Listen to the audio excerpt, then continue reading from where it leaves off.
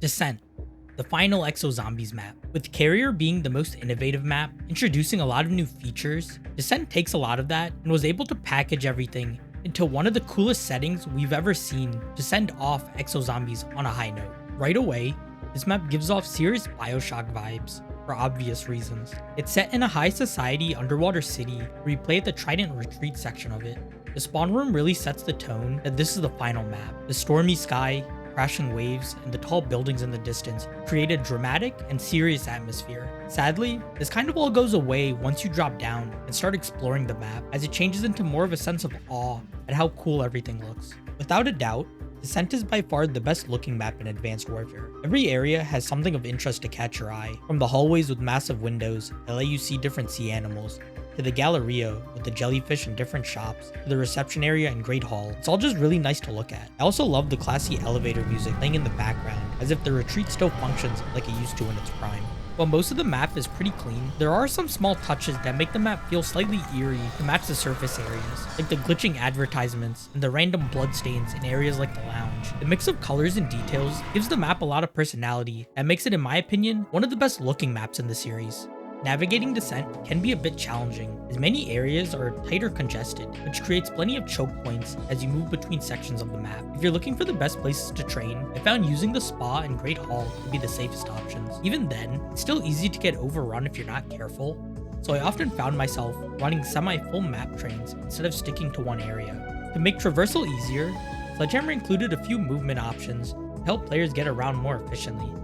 There are 2 free lifts that let you return to spawn without having to rely on the teleporter all the way at the end of the map where Jug is located. That said, the teleporters are still useful for quickly traveling between the surface areas, which make up the beginning and the end of the map. In addition to those, there are also the 2 teleporters connecting the Great Hall to the lounge, making it easier to move between the left and right sides of the map. Overall, the map flows decently well, but I did find it tough to maintain a consistent training route, which isn't necessarily a bad thing, as it keeps the moment-to-moment gameplay from feeling too repetitive. When it comes to features, Descent carries over a lot of what Carrier introduced, with basically everything except the bomb rounds, wonder weapon, and the grenade disposal machine, but Descent still brings some fresh ideas to the table. Rather than introducing a brand new zombie type like all of the previous maps, Descent instead gives us fused zombies, which are a combination of 2 existing special zombies. For example, there are now purple and orange zombies, with the former being a mix of blinkers and spike zombies, and the latter being a fusion of blinkers and exploding zombies. Both of these are good additions to the map that make it more challenging, as both forms synergize well with their teleporting powers, allowing them to close the gap easily and force you to interact with their secondary ability. There are also other combinations like the spiked EMZs, but I thank God that Sledgehammer did not add teleporting EMZs, because honestly, that would have been a nightmare to deal with and probably have ruined the map.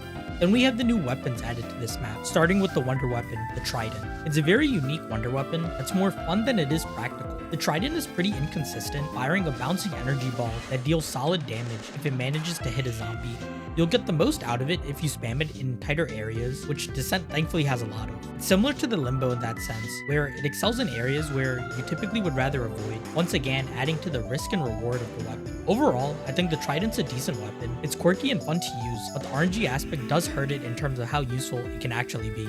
Alongside the return of the Ohm and M1 irons, Descent introduces a brand new shotgun, the Blunderbuss. It's really powerful, capable of killing multiple zombies with its single shot. It does have the downside of having a really long reload animation to balance it, and even with exo reload, it still takes a long time for only having 1 shot. Even though the weapon upgrade machine doesn't change guns, it would have been nice if after certain tiers it could gain multiple shots before reloading, because I found that it kind of fell off in the higher rounds, not being able to one-shot consistently. I think having 1 or 2 more shots would have helped balance the longer reload in higher rounds and still make it effective. It would have also been nice if this gun worked with open fire. I don't know if it's a bug or intentional, but you still have to reload during open fire like the crossbow, even though it gets infinite ammo.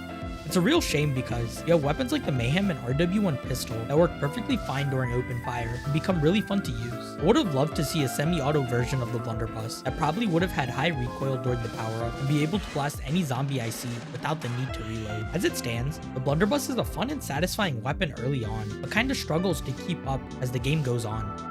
This map also introduces a new pseudo score streak in the Goliath Suit. I say pseudo because we can't technically carry it around and use it at any time we want, but it's a new drop that puts you into a Goliath Suit as soon as you open it, and you become invincible for a decent amount of time, or as long as you can keep it alive. You can't jump with it, so your movement is limited, but you can still use fast travels and buy perks while inside, which is a nice touch. It comes equipped with the rocket launcher and homing missile modules for multiplayer, and along with its high damaging standard shots, the Goliath becomes a really fun addition that can make the next couple of rounds super easy.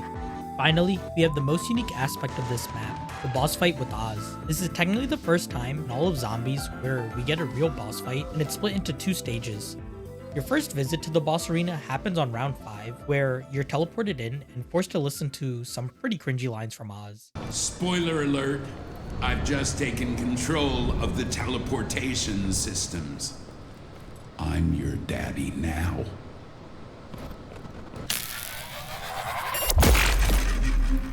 This looks like fun. Oh, so many fun buttons. What does this one do? Shit! Nothing else really happens, so it seems like the point of this is to just familiarize you with the arena and foreshadow what's to come. Inside the arena, there's a 3D printer and an upgrade station, which is nice if you came in unprepared, but since you don't earn points from any kills during the fight, I feel like it kinda defeats the purpose when it comes to using the upgrade machine as a way to get ammo. That said, ammo drops do occasionally appear, so it's not too bad, and at the end of both fights, you are rewarded with care packages that can give you a decent amount of points. The actual fight starts on round 13, when Oz teleports you back to the arena. The premise here is that he'll appear behind one of the 4 glass chambers, and Angie will eventually lower the glass, letting you shoot him, and after enough damage, you destroy that section. In between the openings, Oz will spawn small groups of zombies, activate weak remote turrets on the ground or ceiling, and cut off parts of the arena with electric fields or toxic gas that infects you. You'll sometimes pair this with ceiling lasers that EMP you if you try to double jump, basically punishing you for using 3D movement. Overall, the fight's not hard, but it does feel way too drawn out. Destroying all 4 areas takes too long, and with how much time you spend just running around waiting for the next chamber to open, it ends up just feeling more like a time waster. I really think the glass opening should happen faster to keep the momentum going. Then we have the second phase, which takes place on round 20. This time, you're up against mutated Oz. He's invincible at first, and your goal is to activate 4 power switches around the arena to turn on the decontamination zone. Once they're on, you can lure him into there to remove his armor and deal damage to him. After a short time or enough damage, he reactivates his armor, shuts off the generators, and you start the process again until you eventually defeat him. Oz has an EMP missile strike similar to the Goliath boss zombie, and if he manages to hit you, you become infected. This is especially dangerous if it happens right at the start of a new phase, where getting hit again and the combination of being EMP'd can make your time drain way faster than you'd expect. Later into the fight, electric fields and toxic gas return, forcing you to stay on the move and be more aware of your surroundings. If you're going in blind, this fight can seem difficult at first, since the game doesn't really explain what you're supposed to do, but once you understand the mechanic, it becomes pretty simple where you can just run in a circle and activate the switches one by one. Overall, the fights are straightforward, and it's an interesting way to handle a boss. There are no other boss zombies on Descent, so this encounter really stands out. I do find it strange that instead of making it part of the Easter egg, they chose to make it a map feature that only happens once and never returns for the rest of the game.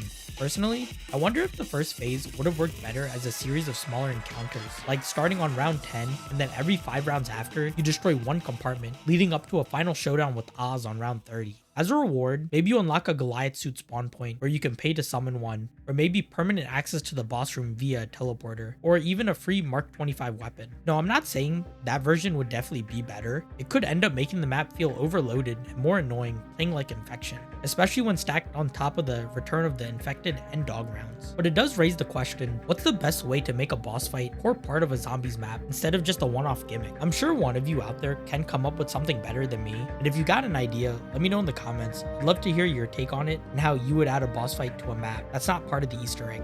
So, Descent is an aesthetically pleasing map that doesn't add as many new features as Carrier, but what it does bring to the table are solid additions that enhance the mode overall. It's a simpler map compared to the last two, playing more like a complex version of Outbreak, and honestly, I kinda like that.